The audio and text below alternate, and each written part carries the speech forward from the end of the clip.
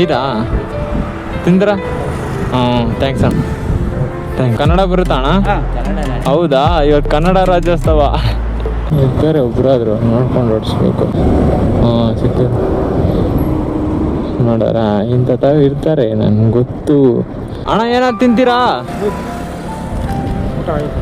ಐದಾ ತಿಂದ್ರ? ಥ್ಯಾಂಕ್ಸ್ ಅಣ್ಣ. ಥ್ಯಾಂಕ್ಸ್ ಅಣ್ಣ. ಕನ್ನಡ ರಾಜ್ಯೋತ್ಸವ ಶುಭಾಶಯಗಳು. ಕನ್ನಡ ಬರುತ್ತಾ ಅಣ್ಣ? ಹೌದಾ, ಇವತ್ತು ಕನ್ನಡ ರಾಜ್ಯೋತ್ಸವ. ಇವರು ಪಾಪ ಊಟ ನಮಗೆ ದೇವ್ರು ಕೊಡಿ ಅಂತಂದ್ರು. ಎಷ್ಟು ಅಂದವಾದ ಉದಯ, ದ ಬ್ಯೂಟಿ ಆಫ್ ಹಾರ್ಟ್ ಅವ್ರದ್ದು. ಸಖತ್ ಗುರು.